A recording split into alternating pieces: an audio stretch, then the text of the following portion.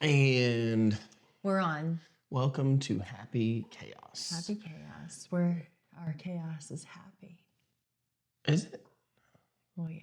I mean, it is. I think our happy is chaotic. Okay, I'll go with that. I'm not going to argue that one. I'm Justin. I'm Kelly. I asked this question the other night. I'll pose it to you all right off the bat. Just, is a door on when it is open Yes, or closed? open. Interesting. I mean, I wouldn't use that verbiage saying a door is on. Like if you think about on or off. But who says that? Who goes around saying my door's on? Okay, is a door working when it's open or I think closed? it's working if it swings. But what I'm saying is, if the door, like if a door doesn't open, it's totally broken, right? Oh, yeah. But if it doesn't close, that's broken. I mean, if the Shulamite's brothers had it their way, the Shulamite would have been considered a broken door. And so they were going to board her up They were going to board her up. because it wasn't doing its job. Like the door wasn't doing the job it was supposed to do, which was close. Or open. Or swing. Because if an open door is just a doorway. Yes. But the door itself. Yes, but Otherwise, I don't know who finds these questions. Otherwise, why even have if being open, if the opening is working, then why even have the piece of wood or fiberglass to make the door itself? Because it doesn't matter. What if it's a glass door? What if it's a sliding door? Now we're really getting into some... All right, welcome to Happy Chaos. We don't normally do riddles. And rambling. Yeah, riddle question. We definitely ramble. Okay, we do ramble. But hey, we're a family with 9 kids, both widowed. But now remarried. Now remarried. Just a few months ago, we married, and then we decided that our lives were not chaotic enough, so we'd start a podcast and tell you all about it. Mm-hmm. And guess what?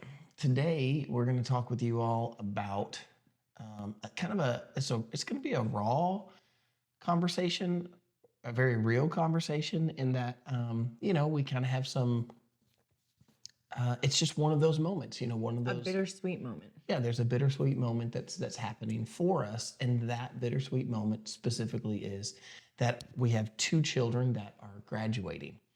And more than just 2 children that are graduating, because that's special in and of itself. So a daughter that you brought in, our daughter that you brought into the marriage, and my son that I brought into the marriage.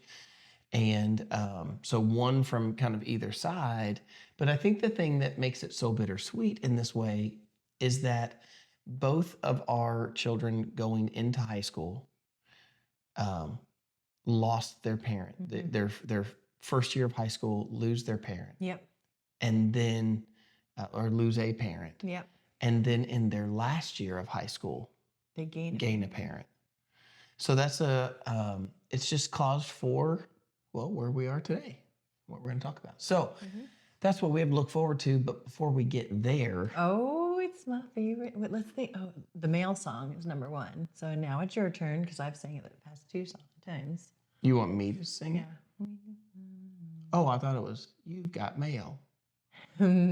Nobody's heard that in years. All you Chick-fil-A kids, you don't even know what that is. They have no idea. That was from AOL. But you romantics do, because there was a movie with Meg Ryan. Yeah.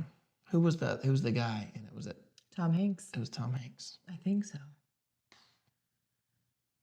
I just remember that You've Got Mail. Our mail is in the form of messages on Facebook. And so and comments. Kelly, read us a comment. All right, I'm gonna pick this one. It's from a top fan. It's a win-win. It feels like Diane Farrell Harland. Oh, she got a comment read last week. Yep. I love each and every episode, but this one made me cry as I got married. I found myself outside of the wedding shop throwing up.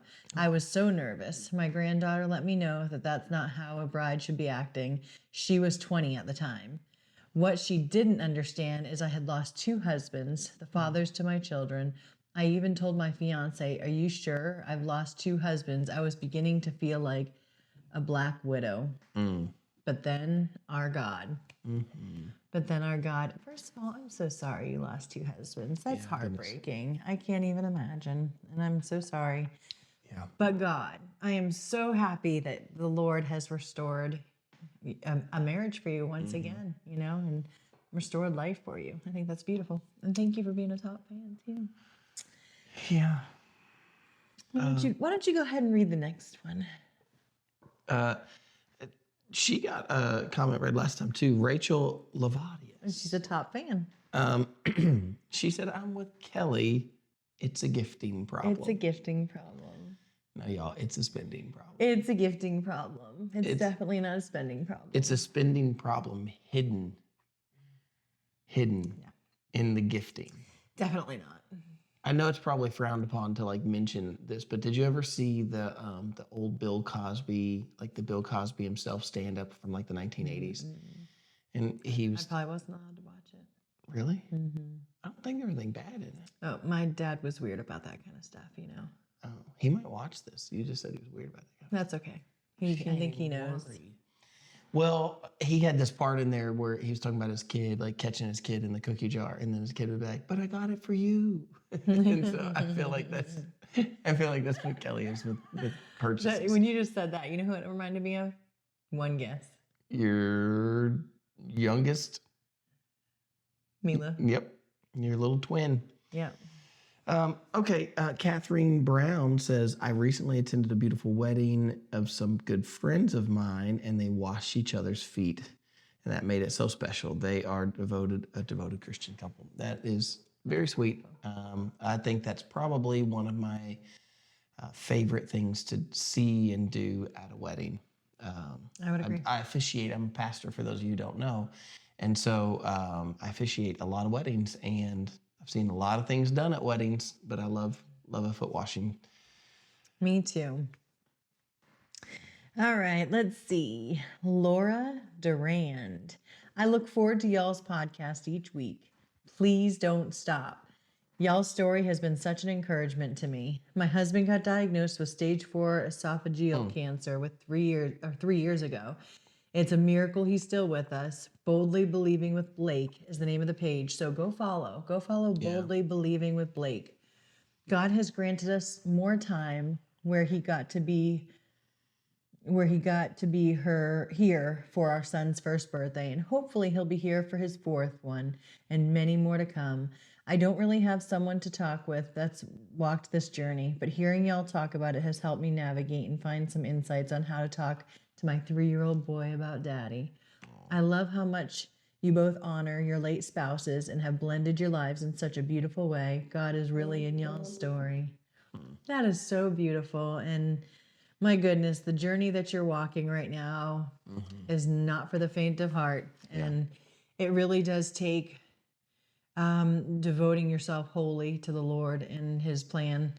It truly does. Like that, we know what that was like in those times, and we're here for you. I know you say you don't have many people to talk to walk that journey. We are here, and shoot us a message. Well, I'd love to talk. I'd love to chat with you. Thank you for your beautiful comments. Really, really sweet. Yeah. I'm glad that our story is touching people like you who are experiencing what you are. Yeah. And for those of you wondering, like, what's with all the wedding conversation? That was the last podcast where we asked the question, like, tell us about some of your favorite wedding memories. So Shelley Fudin said, all the hard work my mom put into our wedding, making our cake and the flowers for our wedding and all the decorating, my mama is amazing. Aww. Well, Mama Feudman, or whatever your maiden name is, Shelley. Shelley's mama. Yeah, Shelley's mama. She's so grateful for you. So you just got a shout out on the podcast. So that's pretty awesome. Oh, this is Diane Harland again. Oh, yeah. I know, and look at this. You definitely got to read that one. Yeah, so there's a picture here of the entrance of our church. She says, my husband and I made it over and prayed over your ground right as you began the school. My timing might be a little off, but I know I was praying for the school. Praising God for you and your ministry, and I believe this was in January of 25. I thank God for you and Kelly and your ministry. She's been put there to help build the kingdom of God, and I thank God for her. She adds a woman's point of view to each and every subject, and I love I love that about her. Your kids keep up the good. You kids. You kids keep up the good work. I pray that you reach this younger audience and bring them closer each and every episode. Thank you, kids. May God bless. Aww. Oh, how kind. Thank you very much. I know, Yeah, and cool. I'm not sure. Do you live close to our church and to here? Because next time, stop in and say hi. I would love to hug you. Yeah. Let's see. Selena Allison Maiden says, just how sincere my husband was as he said his vows. We will celebrate 37 years of marriage in June. God is so good. And congratulations, 37 years is no joke. And what a special gift that is to be able to have that. Yes. Glenda Steele, I read your comment last week. And so we have 2 comments here from her. Thank you for your sound advice. I miss my darling husband so much. Loved listening to your story. Blessings. Thank you. And I'm sorry about the loss of your husband, too. She also said, oh, my word, I'm so thrilled and blessed that, Kelly, you read my comment all the way from South Africa. I love laughing and so love your laugh, Kelly. Bless you. My day was made. God is so good. Love listening to you. Oh, love that. We love talking for you. That's right. Now, there's one more comment we're about to read.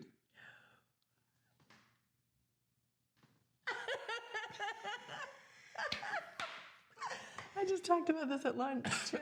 Excuse me, have you guys ever seen Tim Hawkins when he talks about like when old men laugh and then they cough? That's me. Cassie Rogers says, Casey Rogers says, I'm a 2-time surrogate here and would totally do it for you all. I absolutely love watching you all and love that you both share. That is a very kind offer that we have to politely decline. So here's that. But thank you, Casey. What a selfless, beautiful thing that you do. Yeah. Let me tell you. I mean, seriously, that is. I just, we have enough dogs. We're drowning. Animals. And we have enough children. Oh, we do have enough. We're good. My kids have been on me because I'm like, no more animals. And I'm 42, y'all. I cannot imagine being 60 as my last child graduates high school. I don't want to do that. There's some 60-year-olds that just bristled at that. My mom is one of them, so. I mean, good for them. Like, that's just what, but I cannot imagine. Like, y'all, I feel like we got a lot going on in this household. So much going on. So much going on. Actually, just one more. Vicky Quayle says, I really love your all's podcast and you're so special. Look forward to when your podcast comes on and I love it. God bless you all. Well, thank you very much. Thank you so much. I love that. Do we really have to stop? I mean, I don't know, to some degree. You want to read another one? Yeah, hold on. Delilah Fox says my phone stays on silent 24/7. But she's a youngin'. Well, that's what I said. Yeah. I said, look, there was tears. Like the young people, they don't have any sound on their phone whatsoever. Yeah, and then she's a youngin'. Then they come up to then you come up to the vibrate. You're like, okay, I need to know something, but you still don't want any sound, but it's okay for it to vibrate. Yeah. Unless it's on something and then it bugs you. Then that just bugs you. But like yours, you can't have yours on. then when you get older like us, then you turn the sound on so that you get a notification. And then if you get old enough, you turn that little flashing light on so that it'll flash. At the graduation tonight, so they're in the middle of like some prayer or something, I think. And all of a sudden, the guy in front of us, his phone went off, and it was. I mean, he was quick though. He was boom. Yeah. He like 2 seconds. Some like maybe. country rock song. Oh, it was. Yeah. I was like, oh, thankfully that wasn't me.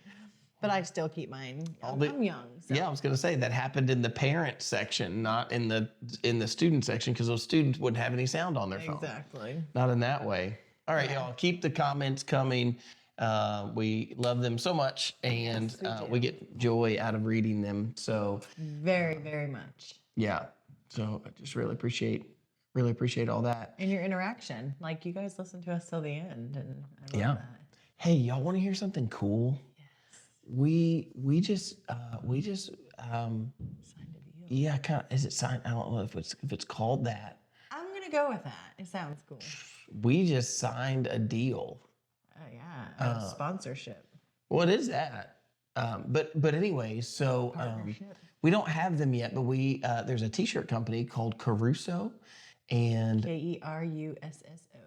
yeah, so maybe we'll make sure to try to put a link down below in the comments, or not in the comments. Well, some of it have to be in the comments. Yeah, and if you shop with them, use the code Happy Chaos. Yeah. Just one word. Don't separate happy and chaos. Happy Chaos, and you'll get 15% off. Yeah, so you can get 15% off by using the discount code, Yeah. and we'll have some shirts here shortly that they're sending us, and we'll sport the shirt. And we'll show you. These are awesome shirts. Seriously. And then if the podcast goes far enough, then maybe we can convince Caruso to just make a Happy Chaos shirt. That'd be so cool. Anyways, okay. So cool. Yeah, so just if you go there, is it just caruso.com? Yep. We'll try to link it, and then you can just use that code if you wanted to. But I thought that was pretty cool. It's so cool. I'm so excited about it. Yeah, this podcast is just doing really well. It's, from when we started, and we just kind of had this idea of wanting to share, wanting to share our journey to, kind of where we are now. Yeah. Pretty great. And it started with reels. Like we were doing these reels, and everybody was coming to us in church and like, I love seeing you guys' story. I love seeing the behind the scenes. I love the laughing and the restoration and Yeah. And go ahead. Oh, I don't even know. No, I forgot what I was gonna say. I was gonna say something about Caruso, I believe, but I totally just lost it. You blanked. I thought you were going to say it, and then you stopped yourself. No, because I thought about starting the podcast, and then I started thinking about our wedding, and then I'm like, oh, that was so beautiful. And then I just Then you got distracted. You swooned. You caused your own I was gonna swooning. say, if you guys know someone, or if you guys watching own a company, and you want us to rep for you, hit us up. She's just dropping a line right there. All right. I'm excited about this topic today because I feel like I love talking about things that are just really familiar and like close. Sometimes when I try to talk about things that happened a long time ago, there's parts of the story that I might, forget or, miss or whatever. And I guess there's a part that, somebody can remind you of something, and then that's can be good in and of itself for conversation. But in this case, I love when something is like, this isn't looking back 2 years ago or 3 years ago, or looking back even a couple of months ago. This is, like right now, this week, what we're kind of went through, even tonight. Like tonight was the graduation ceremony of our son. And, to see him graduate, knowing his story, knowing that, knowing for him that he lost his mom going into high school, gains a mom coming out of high school, and, had all of that, all of our, I say drama, just to be clear, we didn't have drama between each other, No. but a lot of people tried to surround us with drama. They tried to create drama. Excuse me. Some did. Some actually, I would say, accomplished that goal of creating drama. Anyways, but, our kids were subject to that. They were subject to all that was going on. So they've definitely had a high school journey that it would delve into kind of our world and what we were going through, and obviously from a very unique perspective of their own. So I have this question here. What's one word that would describe this graduation season? If I ask you to sum it up into one word, I know it's like late for us, y'all. We've had an entire day of events, and we have an entire day of events tomorrow. We've had an entire... Yeah. So... But if I said put it into one word, it's the one word challenge. What would you do? You guys that could be a comment for you guys. If you could say like the season that you're in right now, put it into a singular word. What would you say is the word that? This might be overused, but bittersweet. Is that one word? It's one word. Bittersweet. Compound word. Time for an English lesson. No, not from you. No, it was like a part of our show. Like, let's move on to an English lesson. Okay. Oh my gosh! Stop! I wouldn't.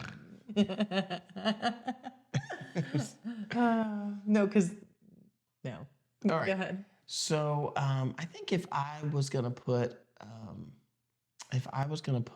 a word to it, I think the word I would put would be maybe sentimental. Okay.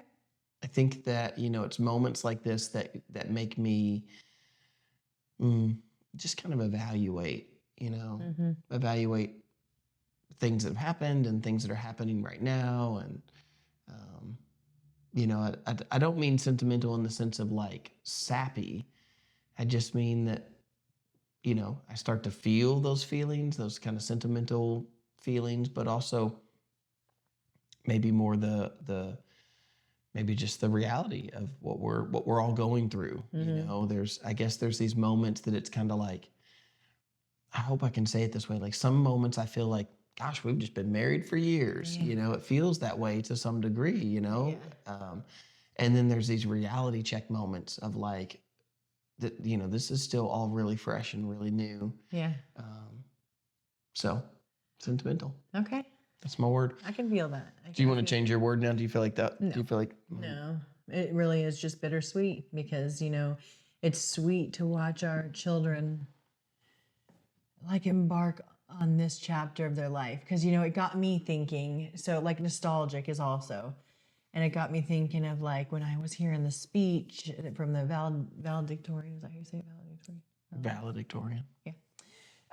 I was just thinking like, where was my mind at 18 years old? What was I thinking about the future? What did I look forward to, and what seemed intimidating to me, and just where was my mind at that time? And I don't know. So I'm just thinking about our children and where their minds are at, and Well, that's a great place to start. Like where was your mind at when you were 18 years old, and how do you think that compares um, to where our kids are? well, I think it's very similar. Like especially with Kaylee, like I had to grow up quickly, and not just that, but I wanted to. I've always been a romantic, so I wanted to get married like when I was 2. You? And so by the time I was 18, I was didn't- like, I didn't know I that should have about been her. married for years already by now. I thought I was so much older than like I look at my 17-year-old daughter and I'm like, man. I was 20 going on 21 when I went to college, and I was like, like I missed felt it. Like everybody else is getting out, and I'm going in. Yeah. I know. went to college. It wasn't I like don't that. even There know were if like some really old Mila. guys there. I think Mila may have been born last time I went in college. Mm. And so I was in my 30s, like mid 30s. No, I was probably right before Mila, maybe. I don't know.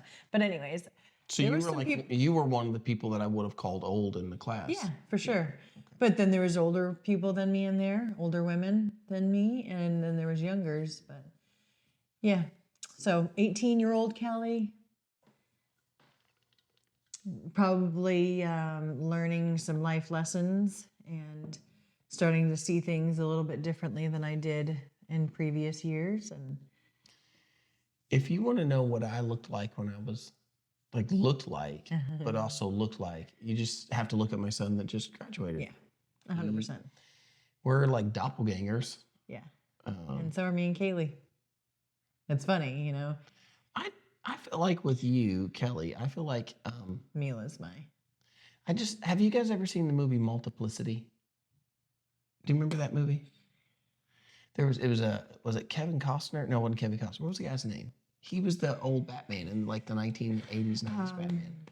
Val Kilmer? No, before him. No, like the first one that did like a good Batman. Michael Keaton. Michael Keaton. Okay, so it's got Michael Keaton, and Michael Keaton he's like doesn't have enough time to get everything done. He's got this job, he's a construction worker, his wife wants more time with him, whatever. And so he's like, man, if only I could make another one of myself. And so he makes another one. This guy tells him you can clone himself. There's this way to clone himself. So he makes another one of himself. And so the movie is now that there's 2. So there's him, the regular Michael Keaton, and then there's the working one. And so this guy that comes out of the machine or whatever, he is like grumpy and gruff and, just like a hard worker, but he's just like Are you saying I'm grumpy and gruff? no, not at all. But this is the point. So he goes Yeah. back and the scientist in the movie, the scientist is like, oh, whatever you wanted, whatever your desire was, it's like that amplified, right? And then, so, he still doesn't have any time for himself because now, his wife is just eating up all of his time. And so he like wants someone who can be with his wife because this guy can't come and hang out with his wife. This clone, he can't come and hang out with his wife because he works all the time. He's grumpy and he's gruff and whatever. So he clones himself again, this one to kind of be like Mr. Mom and Mr. Romantic. And so this one comes out and he's, the best way I could describe it would be like a little bit feminine, And so again, because like that was, so in a certain way, I feel like with all three of the daughters that you brought into this marriage, there are these like pockets of personality that I go like that's Kelly's portion amplified, Yeah. So, But 2 of the 3 are identical to me. It was like copy paste, copy paste. I think you might mean looks when you say that. Yeah, looks wise. Yeah, for sure. And Sophia looks just like Daddy. Yeah, like uncanny. Yeah, like you put a beard on her. And... If you put a beard on her or grew his hair out, yeah, they would be the same. Twins. For sure. Yeah. And she even has his handwriting. It's the strangest thing. It really is. Yeah. So I feel like your girls definitely, but your our graduating daughter definitely. She's more mature than, I don't know, like maybe more responsible and more like not head in the clouds. Like I've always been like a head in the clouds. Like you can't take me down. I think the part that Kaylee has of you is like that, the kind of mom nature, the responsible, something has to get done. Somebody has to do it. I'll do it. Yep. I mean, look, this girl, okay, she's 17. She'll be 18 in September. I'm drinking so much water to keep from coughing. Yeah. I'm like fighting back coughing. Yeah, I'm fighting yawning. Obviously, we're taping late again. Taping? I just showed my age. When we get done, we're going to put a record on. VHS. Yeah, we're going to put... Honey, did you rewind the tape? Some of y'all don't even know. Do you guys remember that, though? When you would have, like, 3 movies on a VHS, and you would have to, like, if you wanted to watch the last movie, you have to fast forward and wait for the 3rd movie to get there. Do you My dad, remember like, bootlegged a bunch of movies. Oh, so did my parents, and then it would say the 3 names on the side of the VHS. You're like, okay. But they had no order to them. You copied them when you rented them from. We had a rental store called Poor Boys, and so we'd go to Poor Boys videos. I think it was called Po Boys. Po Boys. Yeah, and so we'd go to Po Boys video, and we would rent a movie or several movies, and then my dad would tape them, record them onto a tape. And It's so funny. So then he had like a list, and the list was alphabetized. But then the numbers beside them would correlate to the tape that it was on. And we had like 300 of those, which would be like 900 movies that my dad had bootlegged. Here's the real question. Do you remember waiting for a song to come on the radio and recording? Yeah, for sure. And you'd get a little bit of the song before it, or you'd miss a little bit of the intro. Yes. You know what's funny though? Completely different worlds. Yeah, it does. You know what I'm thinking though? I think on those tapes that we had, I'm pretty certain that Land Before Time and Terminator 2 were on the same. They were on the same. I feel that. Like I feel like that's a real thing. I need to check with my brother. He's got like a photographic memory about those kind of things. But I'm pretty sure Land Before Time and Terminator 2 were on the same. I mean, that's another thing, how I began by saying how weird, my dad's thing was, like he wouldn't allow. I couldn't watch Power Rangers. Oh, you missed out. Oh, I watched it anyway. But I wasn't allowed to watch Power Rangers. His phone just vibrated. I tried to. That's hilarious. So I was not allowed to watch Power Rangers, but I was allowed to watch Terminator. Yeah, let that sink in for a moment. I know. I Get know. it. And then I go back and watch stuff and think, what did they let me watch? Oh, for sure. We got to get ourselves back on track here. Yeah, We okay. are Focus. We are way off track. But I think we were talking about just like where we were at 18. Yeah. And my son coming into the marriage, just trying to differentiate the conversation. He's definitely my twin. Yeah. But he's my twin in personality. Yeah. And there's all these moments that I want to say, like, I would never have done that. And then you got to check yourself. And then I check myself. Like, he regularly makes me check myself. I mean, today is one of the examples when his teacher. I don't know. I don't want to tell that story because some of the people he works with watch this. But wait, I'll just tell you all. One of his teachers told me something, and then I sat down and I was mad. I was mad at him for what he had done. And then when we sat down, I told Kelly the story. I was like, well, I kind of did. It was one of those realization moments where you're like, Excuse me. oh, never mind. Yeah. I totally would have done that or had done that. Yeah. So where I was at 18 years old, though. You were getting married. Well, I was getting married, but specifically for me though, it was all about, and I think he mimics this. It was just all about like starting my own life. I had a life, but my life was like, my description of my life was that it was buried under everybody else's stuff. I'm the youngest in the family. And so I just felt like in everything that I did, even like my truck and the insurance that I paid, my brothers had, whatever happened in their cars reflected on my insurance.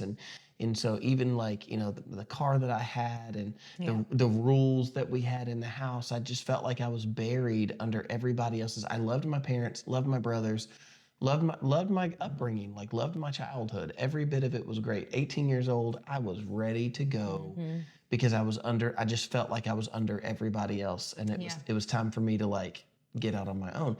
And what's interesting is I see that out of my son. For sure.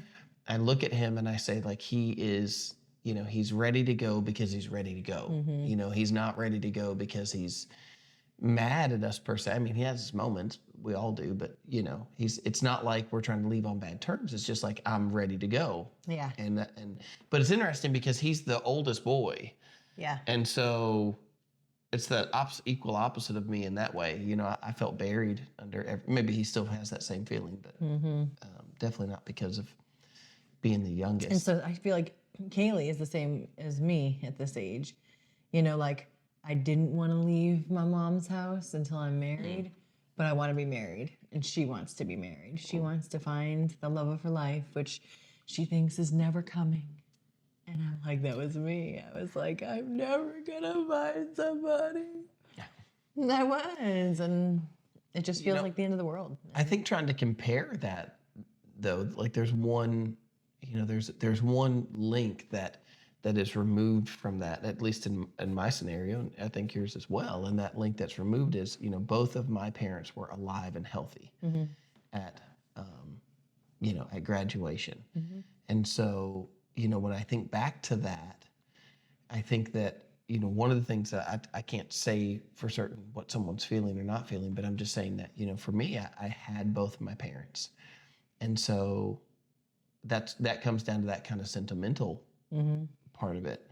I definitely, I think I felt the freedom to say, like, I felt like because they're healthy and they're good and like I'm ready to go because I don't have any conscious thought of like, how brief life is or how hard that was. So, I think for our kids, they have a reality check that you and I didn't have. That the reality check of how short life is and how precious it is. So I think that's something. Yeah. So yeah, that all came from one word. Just use one word to describe this season. Yeah, and I mean, look at Elijah's little blurb that he put in their graduating thing. I think that's a glimpse into how our children are feeling about it. Yeah.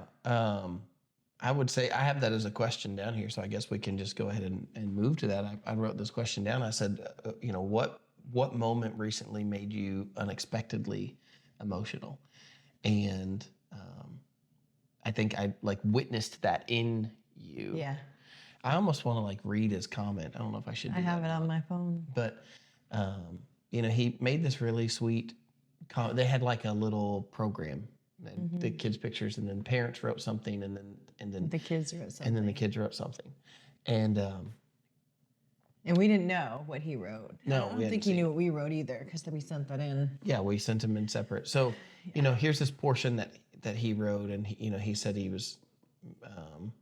He was thankful for his high school years and how much fun he'd had, especially after he got his license. And, he really has just lived that to its fullest. But then he mentioned kind of in the last couple of sentences, he, made this mention of losing his mom and how hard that was, but then also how thankful he was that he gained a mom.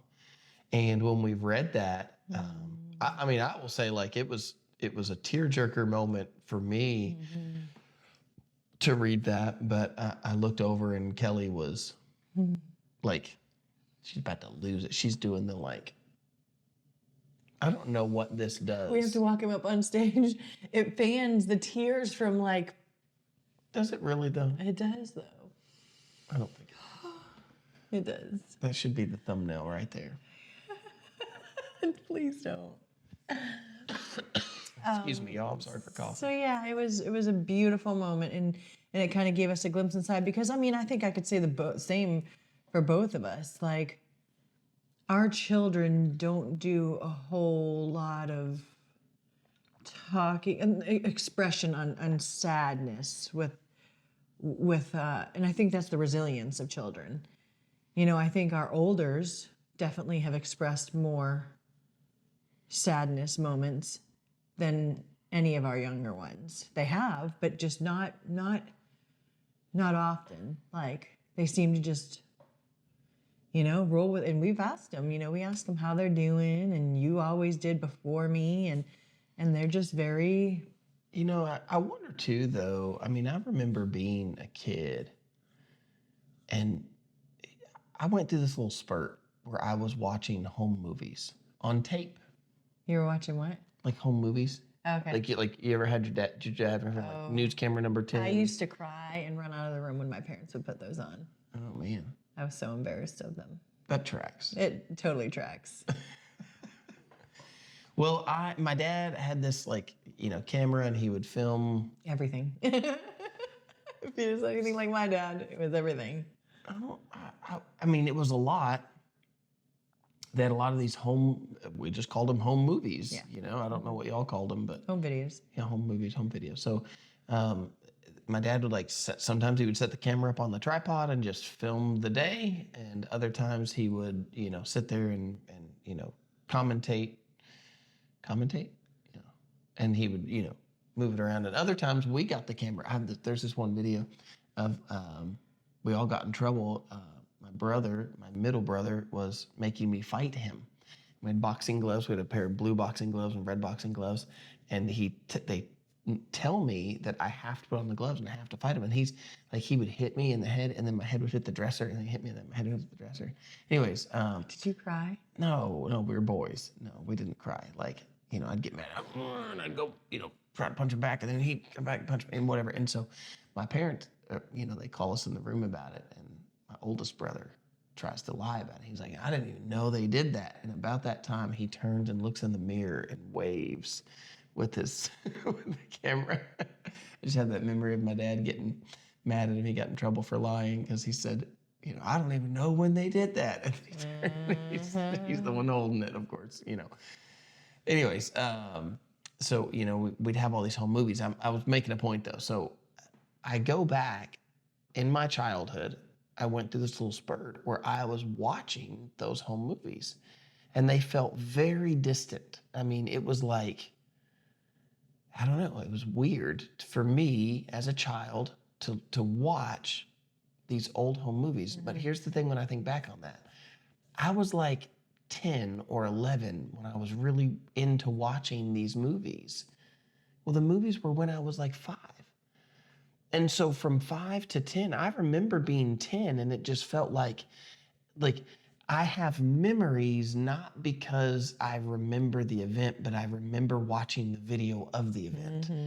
And so there's weird kind of memories that I have now of like seeing myself as a little boy. I remember, like, I have this memory of me opening at Christmas, opening this like Batman lair, like this Batman cave. It was like a toy that, you know, you could put your action figures in. But I see that from the outside, like see myself opening it because it comes from a movie, at like a home movie. Yeah. By the way, it was 1989, Christmas 1989. But I watched that in like 95, you know, like 94, 95. I'm watching this video from 1989 and I didn't remember that. I just remember the video of that. Yeah. So I say that to say, like, I wonder, you know, with our kids, especially those of the younger kids, I wonder how distant, you know, what feels like just yesterday for you and I probably feels a little more distant for those who were younger. Yeah. So, and I would say the same thing even when probably didn't feel like eons ago, but it definitely felt like a longer stretch of time from 14 to 18 than it does from, say, 18 to 22. Like 18 to 22 For sure. feels like that. Yeah. 14 to 18, I mean. I think once you turn 18, time flies. I think for me, it was once I started working a full-time type of a job. That's when, you know, time began to move differently. Yeah. You know, and the year went, you know, things went by fast because I think you kind of mentally block out, you know, the thing that you don't really want to do. So you don't really focus on that so much because you're trying to put your emphasis on the thing you want to do. Maybe, I don't know. So if you guys have been watching this far, do you guys have home videos still? Oh, yeah. Do you like own any that you could go back and watch? Because I don't know where ours are. Ours are probably long gone. We don't. Oh, I have mine. Oh, if your mom is watching this, I totally want her. No. I mean, I have the ones that I made when I was. You have them in your possession? Like the ones when I was a young adult, and we had a Sony Handycam. So I have these little mini tapes. They're not the big tapes. They're mini ones that you got to get a converter. Yeah. So the only way to play those is on the Handycam. You have to take the Handycam and plug it in. I mean, you can get, otherwise you get like a bigger tape and you put the small tape into the bigger tape and you put that into the VHS, into the VCR. I did make a bunch of them into DVDs. So I have a bunch of DVDs of home movies too. Oh, I totally want to see these. So this is like young, 18, 19, 20-year-old. I think I got the camera. Somebody got me the camera as a gift. I can't remember. Maybe it was my father-in-law. I can't remember who got it for us. But they got us that when Elijah was born. I got that. Man, that could be some fun movies to watch. I should have had those for tomorrow. I know. Yeah, when Elijah was born, we got the Handycam. Wow. But I wouldn't know how to play them. I don't have a DVD player. But you have them on discs, you said. But even then, we don't have anything to play discs. Like, how old are we? We're so old. Yeah. I'm glad that we don't have mine anymore. Because, I was always a brown noser, the goody two shoes. And so I was a patrol in school. You remember patrols? With your and you monitored the hallways. Did you guys have those up here? Yes, and I think everybody has hall monitors, and that tracks. Like, you being a hall monitor tracks. And I remember this memory because I was terrorized by them watching that video. You know what snitches I would get? Come in the house, stitches. But listen, I came home one time, and after I was just made patrol, and my mom's like, go back out the door, and I'm going to start recording you when you come in, right? Oh. This is humiliating. And so I walk in, I've got my patrol belt on, right? She have you do a little dance or something? No, she's like, what's that you're wearing? And I'm like, it's a patrol belt. Why are you so embarrassed by this? It's humiliating. I'm so glad that we don't have those anymore. Kelly, I was in gymnastics. There are videos of me in tights doing the splits. Like, I just don't think that. No, it's embarrassing. I'm telling you. It's embarrassing. And I had a bowl cut. There's My videos. brothers did too. There's So. videos of me with my hair sticking out like a mushroom. That is so funny. Oh gosh, I have got to see these videos. I had a mullet when I was like 7 or 8, and then I had a bowl cut when I I was. want to see it so bad. We really have a podcast here. Okay, We got a all whole right, thing. Let's move forward here. I wrote this question down because I really wanted to talk through this with some of you who are, because we know that some of you all are widowed and you're going through the same thing. So, how do we create space for their grief without making celebrations feel heavy? And I know what my answer to this question is, but I'm curious to see, and I can answer first if you'd like me to, but how would you answer that? How do we create space for their grief without making celebrations feel heavy?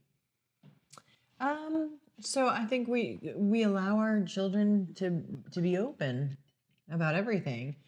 Like we don't suppress their grief. We don't, we talk freely about their dad and like Jonathan and Sarah. We talk so freely like they're a part of our, because they're a part of our lives. And so it's never like a taboo, like don't talk about that. Right. It might for the upset people somebody. For the people that jump on comments and be like, "Oh, it's time for you to move on." Yes. You don't. That's not how to deal. No, and you just talk about like memories, like remember when this, and you remember when this, and Yeah, I had somebody come to me one time and they said that they, after their mom had passed, they were adults and they were like, after mom passed, we did not speak of her for X amount of time. I don't remember what they said. Something to the tune of years, like 10 years or something. They didn't speak of her. She was like, even like, it's like the day of her funeral. And it was like, they just shut it off. Everybody just shut it off.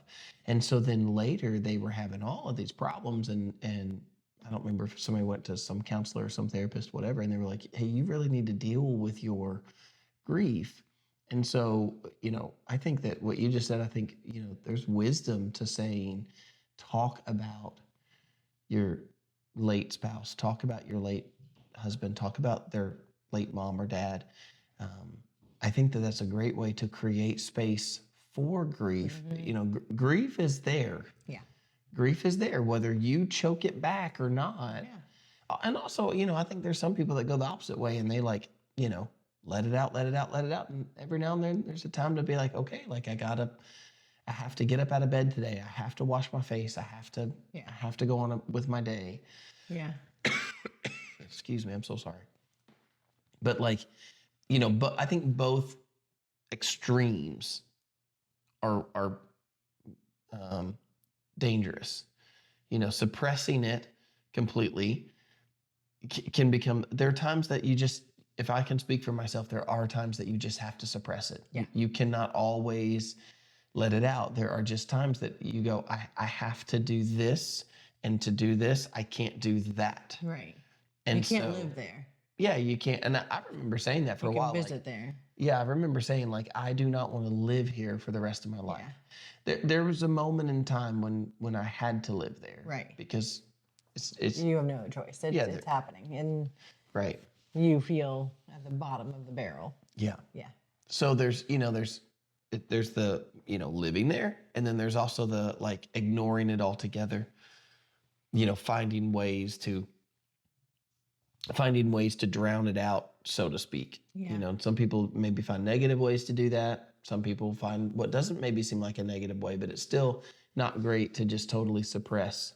I think it's good to let it out. So to some degree, Right. and I think that it just needs to be appropriate. So I think one of the ways that we make space for that is just by letting all of this be a regular part of our life. Exactly. We do not go silent about Sarah and Jonathan all week Yes. long and then come on here in a podcast and talk about them. Exactly. Like in the car, we openly have conversations about Sarah and Jonathan. And the kids do. And the kids jump Like in. just today, they were saying, "Do you remember when Mom would do this, this, and this?" And I mean, Yeah, just I heard- the laughter and the fun. I heard Phoebe ask you earlier, she said, did you ever do strikes? Yeah. And that's something that Sarah would do with the kids. She would give them a strike. She would say, that's strike one, that's strike two. I wasn't a big fan of the strike system, to be Well, honest no, with you. because like I told her, they'll go strike 3, 4, 5, 6. Like it doesn't matter. Like so, one needs to be it because they will literally. It's not a warning shot. They're not like, oh, mom said strike one, time to stop. No, Yeah. they stop and they stop when you punish them. Yeah. That's when it stops. Well, I mean, I will say that to some degree there was kind of a lesson in like, you've been warned. Like it gave a chance for you to give a warning, which I think for Sarah too, this was one of those open conversation things. Like I think for Sarah, like she was quick to ground or to discipline, like kind of harsh. And so it was a way for her to slow herself down so that, but she wasn't, because otherwise it's like, oh, somebody leaves their shoes out and all of a sudden they're grounded for the weekend. And then it's like, I'm looking at it going, did you really ground them? Like, we never would, go against each other in front of the kids, but I'm like, do they really have to be grounded because they left their shoes out? Well, that's the 10th time they left their shoes out. Oh, okay, I get it. But, like, and then you're left with a choice where it's like, well, we're having a movie and popcorn tonight, and I've grounded them, right. And so it's like, I totally like that's something I learned early on. I didn't always do it. I was never a perfect parent, but something I learned early on is say what you mean and mean what you say. Like, if you're gonna punish, know that you either stick with that punishment or you don't say it at all, because you go back and that just opens the door for. Yep. More. But yeah, going back to Phoebe saying that, she was talking about mom. She told a story about, she said, I was in the grocery store and then Titus chimed in and he's like, yeah, you would hit people. You would hit me. And, and she's like, I remember when I got 6 strikes at the grocery store from mom. But they do. They talk about different stories and stuff. Yeah. Mila, I don't think I've heard her talk about, I don't remember. I mean, you got to think, she was 3. Yeah, just barely 3. Yeah. So, that's a young age. Yes. I think something that I would say too about like, how do we make space for grief is, I think there's something to being, I want to use the right word here, but like, I try to guard our family as a whole. I try to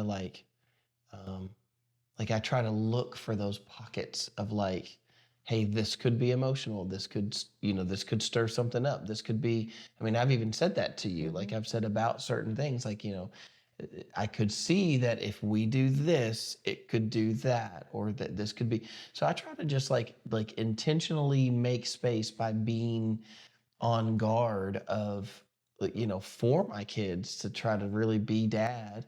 I would do that with anything else. If I knew that something else was going to potentially upset my children, I would try to think about it from their perspective before we ever get there. So I feel like that's been something that I've used to kind of help create space. Yeah. By watching it ahead of time. So like one of the ways that I'll do that would be to like, if I see something that's a potential pitfall or I see something that's a potential issue, then I'll come to the kids prior to and I'll say, hey, how are you feeling about this? What do you think about what if we did? I'll bring it up to them and I'll try to verbalize to them. And I think that's been a means to try to like, yeah, help. I agree. So I agree for sure. Yeah. All right, so here's a fun question. Do you remember what, like thinking about Kaylee specifically? Oh, the yawning's I know, coming. sorry. Go ahead. Thinking about Kaylee specifically, what was she like as a freshman when she lost her dad? What was she like then? And maybe even compare that to, where she is now, what she's matured into. Okay, so she wasn't boy crazy. No, she's not boy, but she wasn't looking at being married. Like that was like not even a talked about thing. When I was that age, I was ready to be married already, And when you were a freshman. Yeah. Yeah. But she still mature, like very mature for her age, and just carried the weight of the world on her shoulders, And so freshman year, her dad was diagnosed with cancer, her 8th grade year. And so she tried to take on my role with the girls to make sure I had time with dad, and she did too. Like she was right there to like make sure he was getting his medicine or make sure he, had drinks and was hydrated. And so, yeah, I would say just very mature and beyond her years. And I don't think much has changed there, but I do see like obviously a weight lifted off her shoulders, like she doesn't have to be that anymore. She's free to develop into her own person, but it shaped her too. It shaped her to be this resilient, beautiful young woman who, has a servant's heart and is very driven. I see a lot of Jonathan in that way in her. You know what I mean? Like he was a hard worker and never complained. And I wouldn't say I'm a complainer, but I also don't want to have a job and out in the real world of work. I just wanted to be a wife and a mom, and Yeah, well, I mean, that is the real world, but I know that I get the figure of speech that you're using, but no, I don't. All right, let's turn that around on you now with Elijah. What was he like when he was a freshman? First of all, there's always been a level of hard-headed because he's me. And so, there's always been this level of like him and I we're like two rams, we just come at each other and we're both saying the same thing and yet we're kind of arguing. Just over and over, I've had to look at him and say, stop talking. Like no matter what words you want to say next, don't say them. Yeah. And then of course he'll go, but I'll try to talk. And I remember Jeremiah, my middle son, for you guys who are watching, I remember him from across the room or whatever. He'd be like, bro, just shut up. Just stop talking. I think if I was to talk about just his personality, he has always been very, he has always been very concerned with the way other people felt. Empathetic.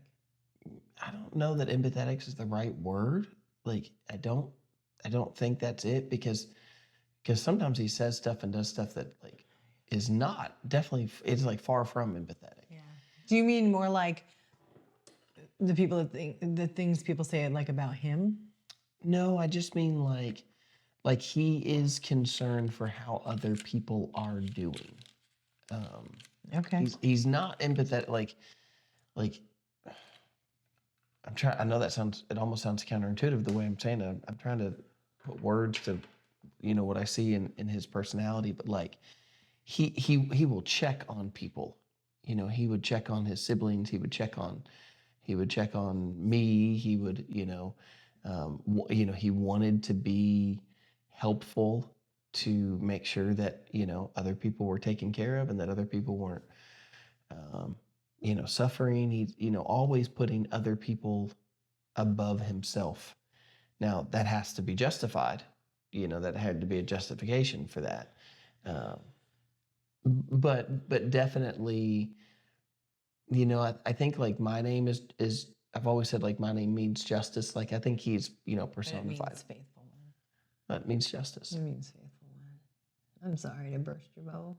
You're making that up though. I'm not though. It's But not go like, ahead. When we get to heaven, y'all, when we get to heaven, and the Lord says to him, did not mean justice, it meant faithful one. I think Elijah has always wanted a sense of justice of, like this is right because it's right. This is wrong because it's wrong. And I definitely see that. Like things are very cut and dry, black and white. And that's caused, butting of heads because if he's wrong about something, but he thinks he's right, and that's me, like I'm preaching to the choir, like that's me. If I think I'm right about something, but then I'm actually wrong, then it can be very difficult for other people to get that across to me because I'm stubborn and hard-headed in that way. So, but I'm saying that not to say that as like a negative about him. I'm just saying if he could look at it and say, this is right because it's right, or this is wrong because it's wrong, he wanted to make sure that other people were taken care of. And he wanted to make sure that, things were taken care of. And even if he couldn't take care of them, he wanted to make sure that they were noted, that, they needed to be taken care of. And so I think in the same way, you kind of said that like Kaylee was forced to grow up. And I think in the same way, he was forced to grow up in certain aspects that maybe if mom was here, he probably would not have had to have been forced to grow up in those things. So, but I think that's probably true of a lot of circumstances, probably more than just widowhood, probably more than just losing your mom. I think there's lots of people that could say like that thing forced me to grow up. But in our case, in our household, it was the loss of mom that then forced him to grow up. But then he became, this very helpful. That's a great word for it. Like he became this very helpful young man. If and even where he is now, look at it where he is now. If he knows that somebody needs something, even when he was talking about like earlier tonight, somebody was asking him about what he was doing with the Rotary Club. Like, how come he wasn't noted for doing stuff with the Rotary Club? And he was like, well, I didn't sign up for the Rotary Club. He was like, but when they were doing stuff, I would just go and help. Yeah. And I have emails from, teachers of it, him going and helping before class or helping before some event. And they're like, oh, it was so great to have him here. And so, just always really helpful. And I think that really started, or at least I really began to see that in him. We went from that like kid who, when you have a child, you're always taking care of them. Yeah. Right. We went from that where it's like I'm always kind of taking care of to like flip it around, and then he's being like super helpful. Yeah. And it was kind of at his freshman year, mom passes, and he kind of like turned a page where he became like really, really helpful. Yeah. All right. Well, here's kind of a hard question, and maybe we'll ask this question and then begin to wrap up here. But what's been the hardest part that you had to watch them in high school without a parent? The loss of one parent. What's been one of the hardest things to have to watch in that journey? I think hands down was me having to go work. Yeah. And her having to be at home with the girls, which forced her into a motherly relationship with them instead of a sisterly relationship with him. And the repercussions are still showing of that. There was a fine line between being mom and being sister. And I think it's hard to come back from that. And so I feel like she always felt like the weight of the world was on her shoulders, to the point where she would hide it. Like I would always say, gosh, the kids are so resilient. The kids are so resilient. But about 2 years in, so make her, 10th grade year, we moved here, and she finally started like really showing signs of depression and not suicide at all, but definitely like heartbreaking depression. And I didn't realize that I just always saw her as a strong, resilient person. And really deep down inside, she was covering, so I didn't feel those things. She was like being my shield. And it really stems from, Jonathan. I had him create a video for them because like there was many things I wouldn't touch with him. Like I would not, if he talked about relationships or, me moving on, or, I would shoo those conversations aside. I'm like, I don't want to talk about that. Let's not, go there. But I did want him to, but it was such a fine line, because I'm like, I don't want him to think I think he's dying, but I want to have those memories, And so he said in the video, Kaylee, make sure your mom doesn't get her heart broken. And I think she took that to its furthest extent, where she was constantly trying to protect me. And I don't know, she just went through a really deep, deep, deep depression for like 6 months. And it was hard to see her go through that. And and the effects of everything really get to her. Mm. So I think that was probably the hardest moment for me to watch, for her to have to take on the world and then to see the repercussions of her taking on the world. Mm-hmm. And realizing there's nothing I can do about it. Like, I have to work, I have to provide for my kids. What do you do in that situation? What do you do when she wants to live a normal life? She wants to get a job like everybody else is. She wants to be able to save for a car like everybody else is. She wants to not have to watch her sisters all day long and help homeschool her sisters who see her as sister. They don't see her as mom. Yeah. So that was probably the hardest thing for me. Yeah. Mm. That's tough. Mm-hmm. How about you?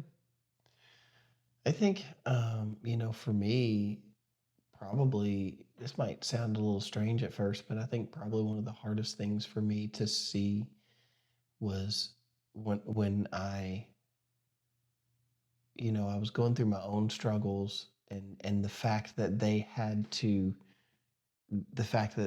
have me as the only parent, no relief for them, and yet I'm struggling. And I could say like a moment in time, and it dealt with um, my senior, my now senior specifically. Excuse me. In one day, I don't remember what the scenario was, but I do remember that I lost my temper, and I yelled. I mean, I yelled at him, and I just, for the first time, we're talking about how hard-headed he can be and how stubborn he can be. And I remember him just, I yelled, and I don't remember what I said. I don't remember what it was about. It was, something dumb probably. And I was just, I was overwhelmed with grief and overwhelmed with anxiety and overwhelmed with life and trying to get everything done. And I don't remember what he had said or done, and I yelled, and then which me, like I'm not a yeller. No. I will raise my voice, but I try to come back off of it quick. Like I don't want to be a yeller, and so I remember I yelled, and I remember he, like, as I was yelling, and he just stood there. He just didn't say a word, which is not like him. Just stood there and he didn't say a word. And when I got done, he just looked at me and he just goes, "I'm sorry." And I broke. I walked outside, and I just like, and again, if you knew his personality, he's not the type to stop and then say, "I'm sorry." Right. But he could tell that I was like, that was it. Like I was on the edge, and so his, and I just remember being outside and being like, how unfair to him. Like he is still a kid. He's lost his mom, and there's nobody to, like, I am his defense, and I can't be yelling at him. I'm supposed to be the one protecting him. Like, having to watch him have to deal with, now all my kids included in that, but the fact that he had to deal with me without being able to, you know, find shelter in mom. And then the thought even more so of like, and don't, please, like, don't run with that, don't run a million directions with that and say, oh, like I'm doing something. It wasn't like I mean, we're talking like an event, but I'm Yeah. saying like overall, I mean, we went from having mom that could cook and cooked really well, and family dinners were a big part of our life. And then here's dad trying to learn how to cook, and you know, putting the pieces together. And I will say that 4 years later, I can cook. Like I can cook, and I can cook stuff well. But my kids had to live through. Here's another example, maybe a little lighter of an example than me yelling at Elijah. But you know, I I remember when I got married, and Sarah, my late wife, was learning how to cook. And I remember there being nights that there'd be food that did not taste great, but I didn't dare say that because I loved her and I cared about her and I didn't want to hurt her feelings. And so, I remember one night specifically, she tried to make this like spinach thing, and oh, it was not good. And I remember being like, "Oh, honey, it's great." I just straight lied, and I ate that food, and it was terrible. Um, And I just wonder how many times, I made food that the kids were like, dang, I mean, we went from like having mom and now we have dad, and he's over here burning water, like, um, yeah, burnt water. But let's just say like the lightness that comes, like that's all of that is so heavy, and like gosh, it's heartbreaking to hear that kind of stuff. But then you think of the restoration that came, that God provided, us getting married, and like the weight that was lifted off Kaylee's shoulders, that she knew that mom found a good man who takes care of her heart and is there to provide and takes care of their hearts. And the girls that I brought in, you take care of their hearts, and you love them like they're your own. And I think there's such beauty to that, seeing that restoration. And Yeah, I think that's the place that we've come to, is a place of right. we are literally, and you guys watching this, you're watching as restoration is taking place. Yeah. And that was an interesting, thing, because as grief took place, many people got to watch me go through grief. Yeah. I mean, there is a marked difference. Go back on my Instagram feed and go back, a couple of years ago, and there's a marked difference in that man that you saw, and the look in my eyes then, and even the tone of my voice and whatever. Like, you watch those, and then watch now. There's a marked difference, like a personality difference of where I was versus where I am. That's, you're getting to watch this restoration, and our home is experiencing restoration. And so, we've gone through deep loss and grief, but then now we're on the other end of that. And so I do love the idea of circling back around to, okay, but now where are we compared to, so there we were, there's this like kind of some of the worst moments, but, then we have the flip side of that, we have these best moments. Yeah. We have these best moments where our kids are, you know, Able to say mom and dad. yeah, Which leads me to something I wanted to say. It's a comment just from today, the reel that you made about Elijah, graduating, and somebody commented and they said, "Do they call you mom and you dad? And how does that work? Does extended family get offended by that? Have you had any issues in that area?" And they're asking because they just got married and remarried. And my answer to that is they do call us mom and dad. And there's a joy to it that, like, I don't know, that to be able to see our children, like, they were so excited to say, I mean, both sides yeah, were so excited to say mom, and my girls were so excited to say dad. Like, I think I told the story about, us in the car and you walking around and they're like, "Can we ask him?" And for those of you who didn't get to catch that episode, this was the day that I proposed. Yes. They were ready to call me dad. I remember, little Mila, here she is, just turned 7 years old, and she was like, "Dad, dad." And, like, Yeah. she was so excited to be able to say that. And, Yeah. but even our older children have done that. They've taken on that name.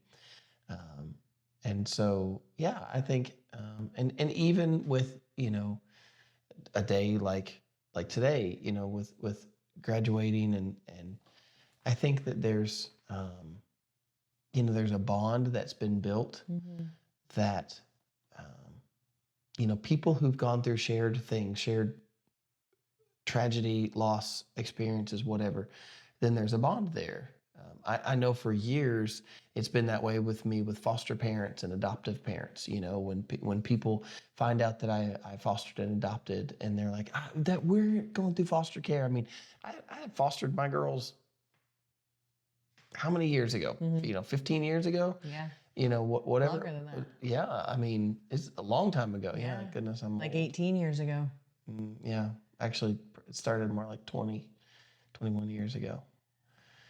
That's a long time. Anyways, and so, but still people will come to me and they'll be like, well, you fostered, right? You know, what happened when you fostered? And I'm like, well, things have probably changed. I mean, it was 20 years ago that I fostered, but yet I'll still get people that will ask me that because there's a camaraderie with, I've been through something, Right. we've been through something together. And I think as a family unit, we've journeyed something together separately. Now we're journeying that same thing together um, as we're together. And so I think that is exactly what is creating such a special bond. Yes. The fact that we've gone through that Yes. has created a really special bond between everybody. I agree. Yeah. Very much so. So I think if there's one takeaway that I could give everybody for this video, this is what I would give you is that I often try to portray and teach that like grief and happiness are not mutually exclusive, and there are times that both of those are existing in the same space, in the same season, sometimes even for the same reason. Like the same, something is happening, and that thing that is happening is causing happiness and grief. It's causing joy and pain Yep. at the same time. And so, the thought of mom not being there when Elijah walked the graduation stage and got his diploma. And even tonight, like here's an unexpected, moment of joy. Like, we got to the top of the stage and I put my hand out to shake Elijah's hand. So the way it's a hybrid homeschool that we did. So we went up on stage with our son and they hand us the diploma and then we hand it because it's still a homeschool in that way. And so technically it's like our school, but he's gone to classes, some classes over here. So it's a hybrid homeschool and that's the way that they do the graduation. But I'm on the stage and I took the diploma from the leader. And we practiced this last night. Yes. And so there was a handshake there that we practiced that they tell you, shake your dad's hand, shake the person giving you the. So it's like the graduation handshake. Yeah. And so I took the diploma and I put it in his hand and put my hand out to shake his hand. And he just Pulled you in. Just reached up and grabbed me and gave me a big hug in front of everybody. And, there's a camaraderie there. There's a love there and a relationship that's been built there because we've all been through something together. Yeah. And so, even before that, they had a rose for the students to give to the mom. And so he gave you a rose and he gave you a big hug. And then he, when he came over, got the diploma, then he gave me a big hug. And so, just a really special, I don't know, I felt like it was really special. And I watched as so many others, these students, they shook their dad's hand. And that's, I put my hand up to shake his hand, would have totally accepted the handshake. Yeah. But it wasn't that. No. And so, and I think, again, I could be speaking out of turn for him, and I'm not trying to do that, but I feel like there was a message inside of that. Yeah, I would agree with that. To do that. I would agree with that. So, yeah, how special. Very special. It was beautiful. It really was. Yeah. Well, y'all, here we are. Happy Chaos coming to an end for this week. Yeah. We know that you all want more, and you want us to talk for 4 hours. That's not. But stay tuned. Like next week, it's gonna be a good one. Oh, we have. What is next week? We'll talk about it on camera. Whoa. Oh, it's gonna be a good one. Oh man, I didn't even know we were planned for next week. Yeah, so I know this one was kind of heavy, and we hope we didn't make it too heavy for you guys. And I know we didn't have a whole lot of joyous, bubbly moments, but Oh, I don't know. There was some off-track moments there there was. in the beginning. All right, shoot them a question. So if they've listened this far, Yes. What is that I question? know that's on you. That one's on you. No, well, you know what? I would love to hear from you guys about some moments that you've had that grief and happiness or joy and pain existed in the same space. And I'm sure if you think about it, you could probably find that. So, Definitely. if you don't have that, then you could tell us about one of your kids' graduations, or maybe your own graduation. Maybe something that happened between you and your parents in your graduation. So, we'd love to hear your graduation stories. It's that time of year for us. I don't know when you're watching this. These videos live for a long time, but Yes, they do. it's graduation time for us right now. Like we had rehearsal last night, and we did graduation tonight, and then Graduation party tomorrow. and tomorrow's graduation party, and then we have other people's parties to go attend, and so it's just that time of year. It's that season for us. It's that season where you sign stuff and give a bunch of money away. So, isn't that what graduation is? Oh, it is. Yeah, you give some money and sign something. Yes. Some people have you sign a T-shirt. I remember a friend had a dog, not a real dog, but like a stuffed dog, and we had like a little hat on, and everybody was supposed to sign the dog, and it was so cluttered with signatures you couldn't, like 10 people, it wasn't enough room. Don't get the dog thing. No, in fact, I was like on Amazon trying to decide what to get them. And so we got them these sweet books. They're hardcover books that it's like a trifold. Is that what it's called? Yep. And you open it up and it's hardcover. And you get to sign all on the thing. And it has like a little tassel on the front. And really sweet. So I was like, we're not doing the dog. And now Because they're not going to, that's going to go in the trash. Right. And now they get to hang their tassel off of the rearview mirror. Yep. Their little graduation I think tassel. that's an old person thing like us that we did that kind of stuff. Oh, we'll see. I'll bet there's a tassel on the rearview mirror. All right, do not say a word to either one of them. We'll see. Does he watch this? No. No. Kaylee does. Okay. So that was ruined. Oh. But that's okay. We'll play this game with Elijah. We'll see if he does it or not. That's all. All right. Well, thanks guys for tuning in. Yes. Do they tune in now? Is that what They you do when we tape. They tune in. Yeah, they tune into the tape. All right, whatever. See you guys next week. Do you guys use the word tape? Yeah, for something that holds paper to a Christmas box. No, like if you're taping something. All right. See you next week. Good night.